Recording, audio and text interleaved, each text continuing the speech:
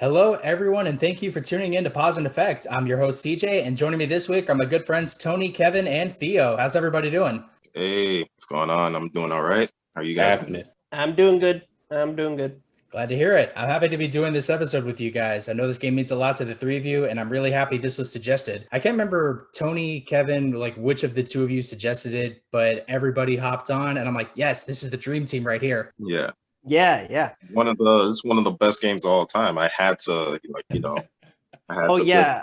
He's Oh, got you the have- original box Oh, there. you got the box. Got the Yes, box. I have both. I'm not even there. I mean, I got the game sitting here in my 64, but I don't got the original box. Same. I've got my Banjo-Tooie box somewhere. Like, I don't know. I still need to. I moved recently, and I kind of left the Nintendo 64 behind temporarily. I'm gonna have to go and get it. I didn't have enough room in the car, but I do wish I could play this game again. Fair enough. All right, kicking things off. This week we are talking about Banjo-Kazooie, but we're not just covering one game, we're covering everything. Banjo-Kazooie, Banjo-Tooie, Grunty's Revenge on Game Boy Advance, if anybody played that, and Nuts and Bolts. did. However, whatever your opinions are on Nuts and Bolts, I ask that you shelve those for a little later. Now, Okay. when I bring up this franchise, what are everyone's general thoughts and impressions when thinking back on your experiences with the games? Like To me- he's for me easily 10 out of 10 like experience because I first got the game when I was like in my single digit years. My mom picked it up like randomly going like to Best Buy or Target somewhere, and we had no idea what it was, but it looked cool, so we just she just got it, and we went in not knowing what to expect. It was really weird, but it was really funny. There was a lot to love about the game starting out. So yeah, for me it was really just about that first time playing the game and just getting to know everything about it and what it had in store for us. I second that 64 drop. That was probably my first interest in the gaming world, and I never really experienced what Zelda was like. Banjo was my experience, and to me, it's a holistic game. It has pretty much everything that you would want in a video game: music, plot, game mechanics. I mean, I could go on and on. The titles just did everything that a gamer would want. Yeah. It hit all the check marks. Indeed. Yeah. My experience with Banjo, like growing up, was like the Nintendo 64 era kind of blended together to me as the start of gaming for me. So while I don't remember too much of the specifics of how I got into Banjo-Kazooie, I do remember just it being a magical experience because it gave you freedom, and it gave you objectives, and it gave you freedom, but it didn't baby you either. Yeah, it was never a hand-holding type of experience. It's like, it'll teach you the stuff that you need to know, and then it gives you that liberty of exploration. Yes, and Yeah. it's also, Good point. and it also never like overcomplicates things either. So that's good. It's straightforward. It's easy to tell what you need to do most of the time, and yeah. Yeah, I feel kind of bad because you guys have all these major memories like growing up with it. I only really grew up with Banjo-Tooie because that was the only game I owned for a while, and I rented Banjo-Kazooie a couple times from Blockbuster. God, that is a very dated sentence. But I never got very far. Maybe only like halfway through grabbing the jiggies at Clinker's Cavern, and that was it. But I did get to play it a couple times throughout the years, both on Xbox 360 or my roommate's one, which was a very interesting experience. And then thankfully, like shout out to the Exchange in Chicago, I managed to find a copy there for like Yeah, got some gems there. oh yeah, absolutely. And it wasn't until I moved back to Atlanta and managed to grab my N64 from my mom's house in Ohio that I went back and played it a lot. And I'm like, oh man, this is actually really fun, but I can't deal with this Trident controller. Like, what the hell is this? Oh Yeah, I haven't gone back to the 64. I usually replay them on the Xbox, so I understand going back. I don't know what's wrong with me, because as weird as that controller style is, it's still one of the most comfortable for me to use, especially with playing like 3D platformers like Banjo-Kazooie. All right. What kind of demented hands do you have?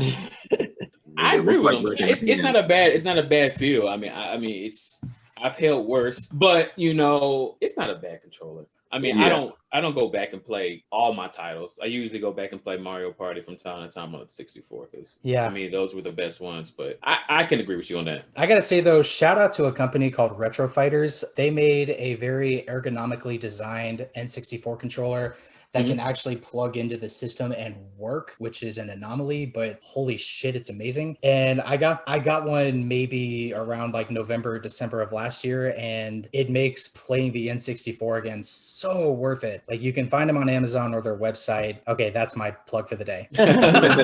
All right. And it was like $30 too. It's stupid cheap. Okay. Yeah. Considering this game and this series overall, at least starting back from the first game, it's like 23 years old now. Like, holy crap. But considering the age of the franchise, what would you say you liked most about the series? The humor. I would say the humor. That's where I would go. I mean, I like everything about the game, but as far as the humor, it felt natural. Like these characters that Rare created, they embodied the personalities. It just wasn't forced. I play games where the humor just feels out of place.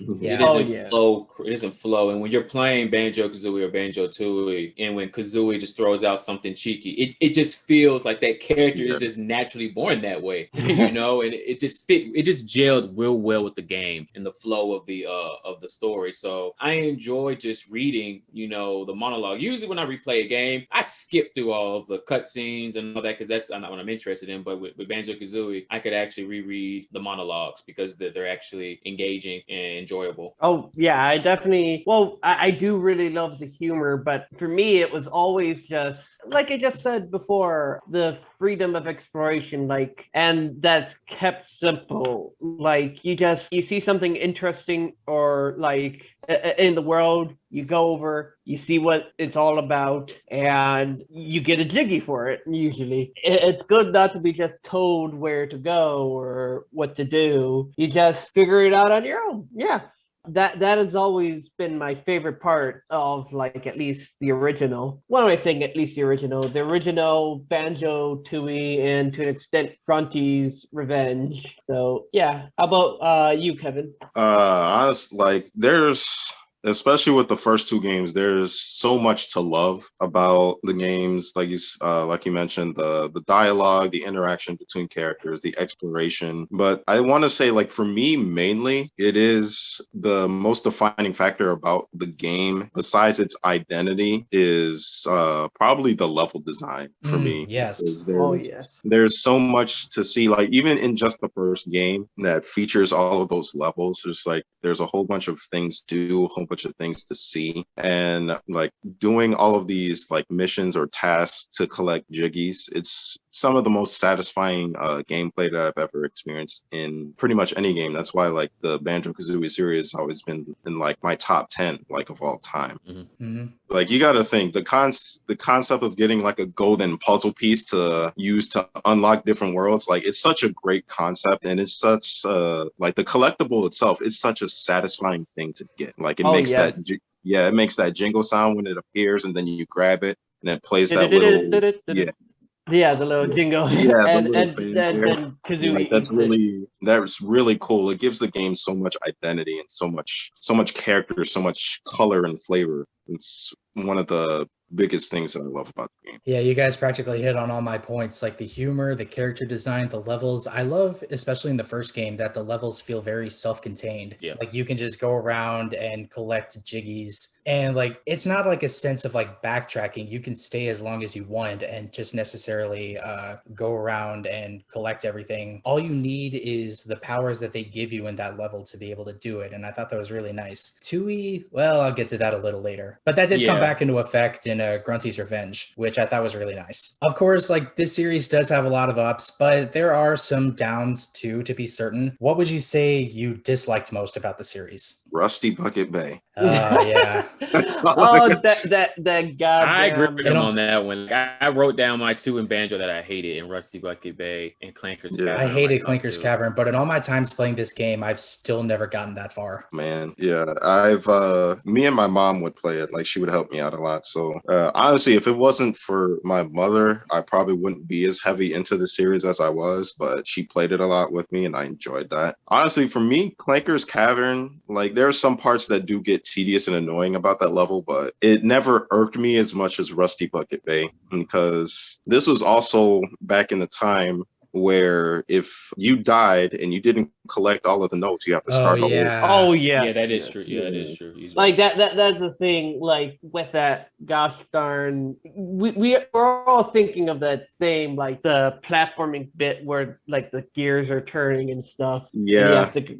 it's just ridiculous. If I were to say about other things I hated, I did try, I know we're saving this for later, but I guess while we're talking about things we hated, nuts and bolts, I did try, I just could not get into it. It's very hit or miss for a lot of people. I will admit that. Yeah, I think it's an overwhelming majority. I could see where the appeal, and I could see, but it's such a different appeal to what the first few games established that like you're confusing the audience here. I will say, once you learn how to break the physics in the game, it goes from bad to hilarious. You're Like, right, it does. When you start getting some parts for your Like cart, being able yeah, to like make a does. plane and fly it backwards, like that shit is hilarious. I gotta say though, like recently I've been playing or replaying Tui, and the frame rate in that game is atrocious. Oh yeah, You're playing on 64? Yes. Okay. Yeah, I'm playing it on the Xbox, so it's been improved. So I couldn't remember how the frame rate was. It's been improved. Like yeah, the frame rate of Tui is terrible on N64, and the other thing is it really gets into a thing of like maybe around like Mayahem Temple, you really start to notice it, which is the first level for listeners who don't know what that is. Yeah. But essentially, like you can collect 9 jiggies out of 10, but eventually you get to a spot where you can't progress until you get like new powers that you can only find in later levels, which kind of neat that they did that, but also at the same time, like the completionist in me, especially knowing that I can just 100% any level in Kazooie the moment I get to it, that's just aggravating. Oh yeah. Yeah, I don't know. I don't know. I just recently replayed Kazooie. I've memorized that game to the T. I know where everything is. And, I mean, I feel like they barely introduced backtracking in Kazooie, and then when they went to the sequel, they heavily hit on it immediately. I like backtracking, but Tui is more, I won't say it's a complicated game, but it is more complicated than its predecessor. I have not fully memorized that entirety of that game because there's a lot of backtracking and there's a lot of things that are in that game that they added that it feels like a totally different game from Kazooie, even though the same framework is there. It just enhanced upon it and built upon it. But I like backtracking. I think they wanted to distinguish Tui from Kazooie, but they didn't want to move too far away from it. And backtracking was one of the ideas that they implemented. Yeah, and I think it's the overall level design in Tui that really contributes to the lag, because compared to how self-contained the levels are in Kazooie, in Tui they're huge, so much so that in order to even get around, like they introduce warp points now, which is an eyebrow raiser. I will give it that. I'm not saying it's bad. No, it isn't bad, and it's a good game. It's got a lot of the same personality. It actually goes darker, weirdly enough. That actually gives it a different kind of flavor, at least on an aesthetic level. Like if you look at the levels between Kazooie and Tui, like it is a bit like just an aesthetic level, very different. But like maybe it is a tad bit too complicated for its own good. Yeah. Some of the things like between the different worlds, like because there's a lot of like the levels are interconnected in that game, often by trains and other secret passages between them. And there are some puzzles that are like missions that require you to go between them, and sometimes it often felt like, how do I say, point and click logic, if that makes sense. It does. Yeah.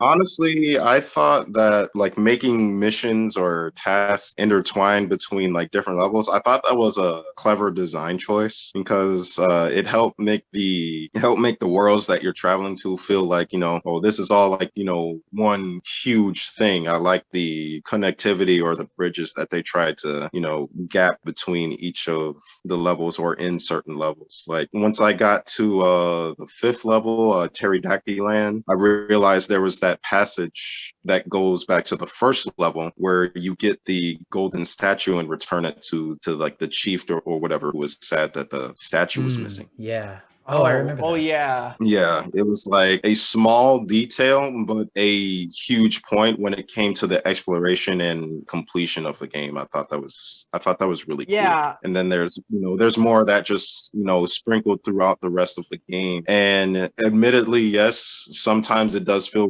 really tedious because of the backtracking and everything. But when you do that and explore other things or other areas of a certain level that you didn't get to at first, this was like, oh, so that's why I wanted me to come back here, because there's this thing here, or there's that thing here. And like you get to do a new task or defeat like a horde of enemies or fight a boss. I thought that was a cool detail to put in. I do agree that it does work sometimes throughout the game, that like it does add something to the game. I just think, if anything, in certain cases, it needs a bit refinement. And Banjo 3 coming soon. Oh, man. I wanted to make a point what Tony made about the game being complicated. Thinking in terms of us now being adults, the game might not be as complicated, but thinking back when we were like 8, 9, maybe even up to 12, the game probably would have been very overcomplicated for us. For sure. Yes, that is. Thinking back to it. So that does drive your point even more, because I think just using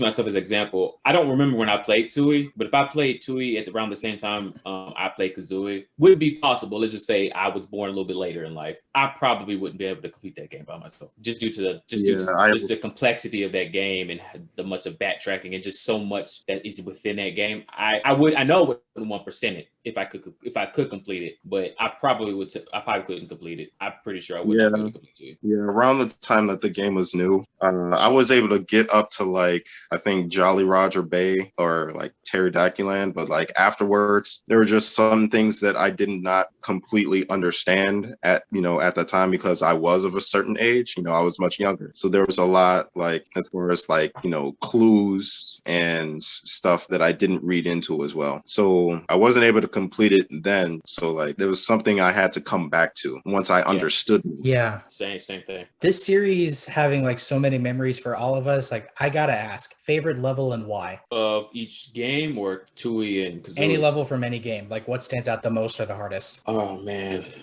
Kazooie, oh my gosh. Click Clack Wood, if I may put forth mine. That just the concept of like the levels changing in so many different into different forms depending on the season, and it changes platforming. It was just so like, as a kid it was cool. It was really, really cool. But as an adult, it's just like, it's still really cool. It's still like that magic still carries over, because it's such a clever way to get a lot of mileage out of one level without it feeling cheap or forced. And it really added a lot to just the exploration element of it, because you saw this place in spring, but how does it look in winter and such? Like, what's different here now, and how has the challenge of it changed? So definitely for me, Click Clack Wood. And fun fact, one of the first games I made in college, I used Click Clack Wood as like the Click Clack Wood theme, which is catchy as hell, as the main, as like the theme for the first level, because it just what it fit into. It's catchy as hell. Yeah, that's very kind of cool. Yeah, I gotta say, like Click Clack Wood is definitely up there for me. Thinking about the rest of the levels in the first game, like each level presents something like a theme or NPCs or just like design aspect. There's something to love in each level. A couple of levels that I really enjoyed in the first game, the 3 ones that I enjoyed a lot. What's the name of the second level? Treasure Trove Cove. Yeah. Treasure Trove Cove was definitely one. Breezy Peak and Mad Monster Mansion is my favorite from the first game. Matt, that was going to use that one because I think it hit. I don't know. I mean, you named 2 of the one out of the 3 that I like the most of the first one, but Mad Monster Mansion was probably, they had the best, to my opinion, the best outline of the level. The music was so creative. Going inside the cemetery, going inside the lighthouse, going inside of the funeral home. The music changed, but still kept the theme of the entire level. It just different mechanics. And I don't know if this happens in different levels, but when I was a kid, Madhouse Mansion was the first level where Mumbo accidentally turned me into a washing machine. I don't know if it happens on that specific level, but like that's another thing. That was the level. Like little details like that showing that the developers had fun making this, and like definitely like little things from our favorite composer Grant Kirkhope. Oh yeah. Mm-hmm. I will boldly say that Mad Monster Mansion is probably one of the best horror themed levels in all of games. I'm not actually going to argue with that. I'm not going to argue that either. When I say with platforming, I can agree with you on that one. Yeah, they did a fine job with it. You know what I definitely do like about Kazooie is it shows a lot in Gobi's Desert, where they already had ideas already implanted for their sequel. You know, you have Gobi, I think that's the camel's name. Yep. That already talks about he makes hint of Hellfire Peaks in his monologue after you like ground smash him like the third time. So they already gave you hints, even with Stop and Swoop and stuff like that. They already have the Tui in the works and give you hints of what certain levels are going to be and stuff like that, which to me is amazing. I mean, the only other game that I know that kind of really does that is like Pokemon, where they give you little hints. Not the game, but the anime. Give you little hints. They already have plans for their next game, and they're dropping hints in their current product, which I always find to be something to be amazing, you know, how to implement that without it taking away from the actual game that you're playing. I can agree with that. Yeah, like Kazooie presented just one last thing if you were going to move on, but Kazooie presented some moments where they break the fourth wall, also like a lot of moments of foreshadowing, like you mentioned with Gobi's Dead and everything. Like I want to say like there's certain things about like at the beginning and towards the end of the game that do foreshadow like the things to come in the next game. So like most of the game takes place, or pretty much the entire game takes place in, you know, Grunty's lair. And the worlds are spread out throughout the different, I guess, like portals to the worlds that are in there, because you have to unlock them with the puzzle pieces. And then you're able to enter these worlds, or realms, as one would put it. But once you complete everything, then start getting to the top, you know, the final battle takes place outside, where, you know, there's no secret portal you have to enter. There's nothing. You still have to use puzzle pieces to get there, but it's not like you're opening a door to another realm. You're just opening a door to where you already are. And I think maybe that idea helped drive the fact that, you know, you're getting out of like this fantasy realm and going back to, you know, the actual realm that you're from to do this final battle. Maybe that helped drive this idea of making more different areas of the same world for the second game. You know what's funny? I know we got to move on, but I don't know. I got to research this, but the concept of that really reminds me of Super Mario 64. Oh yeah. Oh yeah. It is so akin to the exact same thing. You're going around Peach's castle, jumping into portraits that take you to another realms within the castle. I can't quite remember if Bowser, the final battle with Bowser is, I think you have to jump into a pipe within the that is itself. true. But it is so like the framework of that is so akin of Super Mario 64. No, I definitely agree with that. Yeah. All right. Okay, we may have touched on this a little bit already, but coming out of the series, what would you say was your biggest takeaway? It can be anything from how it influences you to your favorite memory to what you'll think about for a long time to come. So I don't know if we discussed this when we were in grad school, Kason, but for my thesis, Banjo-Kazooie was one of the staples of my thesis. Oh, the really? game that I want to create it. Yeah, like Cool. Puzzle-esque games was my thesis, and Banjo-Kazooie was definitely one of the examples that I gave. It just had such a important and prominent, I guess, of importance to me that's what I wanted to create. That's what I wanted to found my thesis on. It's just the way they incorporated puzzles into a video game was unique. Not only when I was a kid, but even now. I don't really recall any games that I can speak on going through maybe my teenage years and then my young adulthood where game developers still made high-tier puzzle-making games. I mean, the only thing probably would be Rayman, but Rayman is pretty much straightforward now since it's to more linear. Yeah, it's more linear than it was back when it was on the 64 and PlayStation. But it just had such a profound, I guess you can say, importance to me that that's where the birth of my thesis came from. Yeah, and Banjo-Kazooie, like especially during that N64 era, like this was in a time where like, you know, game developers willingly took a lot of risks to make anything new. And like Banjo-Kazooie, I think was definitely probably a really big risk for Rare to take, but it ended up working. There was a lot to love about the game, and you know, it spawned a sequel, which was really great, and you know, just created an entire empire for them. For me, the biggest takeaway from the game and possibly the series is just like the first game made such a huge impression. Like it laid the groundwork for what an enjoyable game should be, and more specifically, like what you should have in a 3D platformer. Because there were a lot of, around the time of like Super Mario 64 and everything that was coming out, you had a lot of people trying to, you know, ride off of that same energy. And I think Banjo-Kazooie was one of the only games to not only build off that, but even improve on the formula in some ways.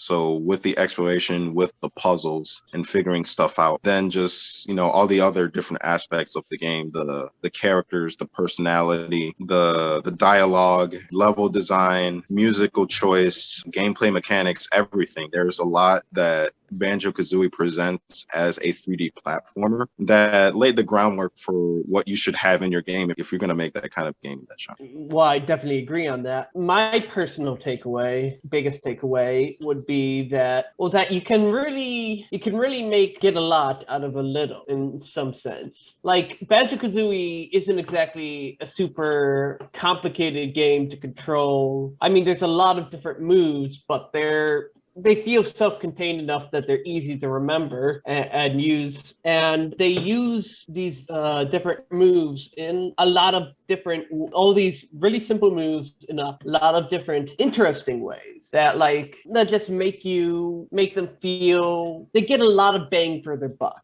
I guess is what I'm trying to say. Yeah, that about covers that. I'd say you guys hit on a couple of points that I guess I was going to say. I guess for me, it's no matter when you play it or how often you play it, this series, there's always something fun to be able to come back to. Like I said earlier, like the game is like, the first game is like 23 years old and it still holds up today. Like the gameplay, the platforming, the music, the sound effects, just the wackiness and the humor, it all holds up. And also, not only that, this series is amazing in that it has spawned an incredible number of games that try to mimic that style or that success. I wouldn't go so far as to say mimic, actually, but it's more like a lot of games that take influence from this game. And even the developers who used to work for Rare also got together and said, hey, you want to make another one? And that's how Yooka-Laylee, which came out in 2016, 2017, I think, whatever year it came out. Yeah, you're correct. I would say, even though that game has its own different styles and different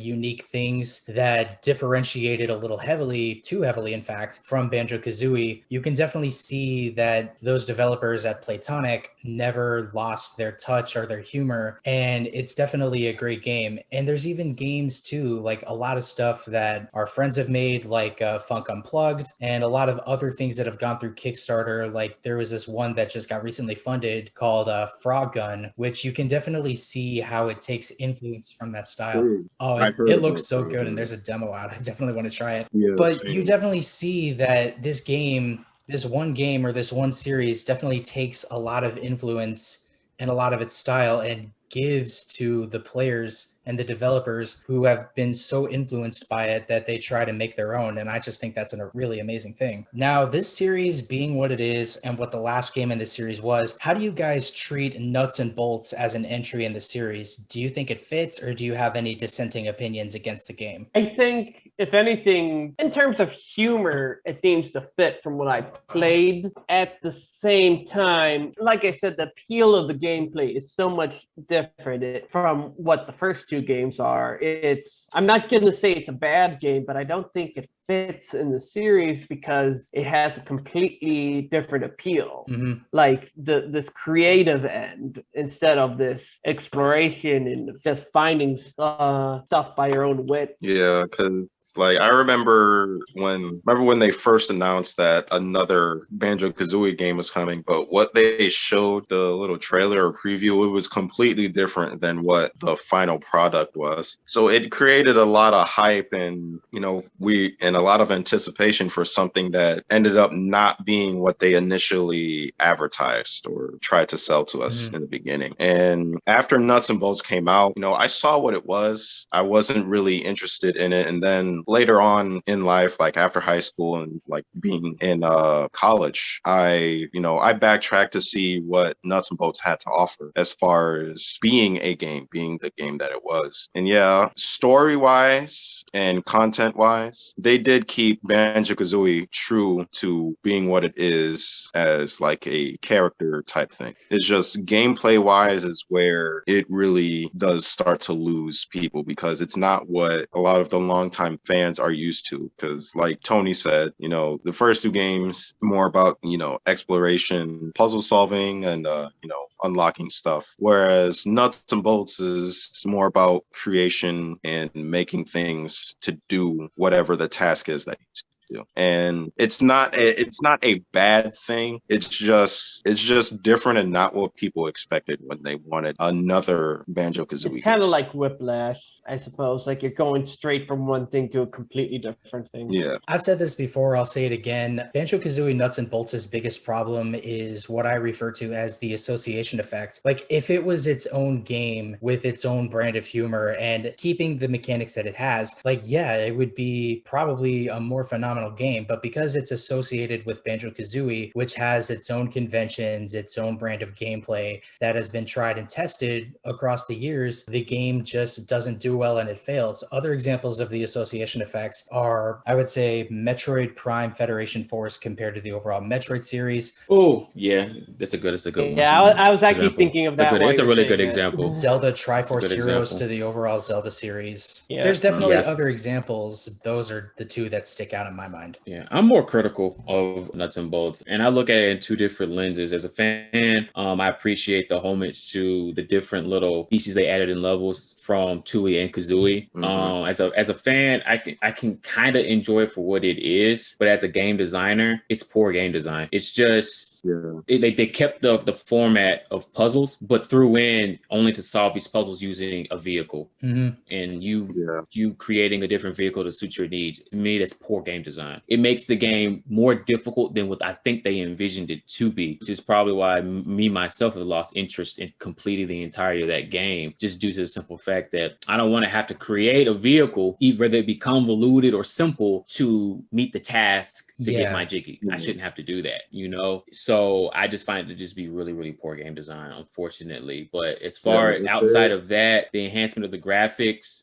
the town that they created, I actually find to be enjoyable. But game design is a big component of any video game, and I think they really did. The town in Nuts and Bolts was relatively all right because there are actually ways to be able to platform around just so you can break out of your confinement. Also, what I think is funny is when I was doing my undergrad at DePaul, there was a class I took which had just changed its format called Game Usability and Playtesting. And how it worked was back then we took games that had already been released and we're trying to just see like what worked, what didn't, like are these games usable? Like how do they play test well? Oh, I think, was I in that class with you? You might have been, I don't know. I remember doing Skate. Okay, you were not class. In the same class. So because one of the games that was available for playtesting, which luckily enough I was able to get, was Nuts and Bolts. And you had to keep in mind, like these were all labeled to be like critical flops of games. Like one was Nuts and Bolts, one was what was it, Lost Planets? Oh yeah, I think I remember. And Lost other Planet. games like so on and so forth that did poorly. But damn, like in later versions of that class, they did Skate. I'm actually a little offended. I love that game. well, Yeah. There was like I remember there. The weird thing is I also remember Lost Planet, and I also remember what's it called? It was like Star Wars, like the Force. Oh, the game. Force Unleashed. That was in my class too. What? I know this is off topic, but what? Yeah, like I was a little mad about the Force Unleashed. I really liked that game. Both of those were really good games. I don't even know how I got on that list, but I don't know how I got on that list. Yeah. Oh my god. Yeah. Right. I don't either, but to each their own, I guess. I guess. But hey, that's about all the time we have. Before we close out, do you guys have anything you want to shout out or plug before we finish up? What was that game you were talking about that was funded recently? Frog Gun. Frog Gun? Yeah. Frog Gun? Can you spell that? FROGUN. Okay, so there's no W. Yeah. I was trying to Google it while we were talking about it. Anyone else got anything they want to shout out? Love Banjo-Kazooie, man. Oh, Yeah. Oh, if we're talking about 3D platformers, Chris Wade's game. The frog thing. Big Hops. Big Hops. Yeah, Big Hops. Like that is, it's basically trying to combine a 3D platformer along the lines of the Mario series and Banjo-Kazooie with like elements from Breath of the Wild.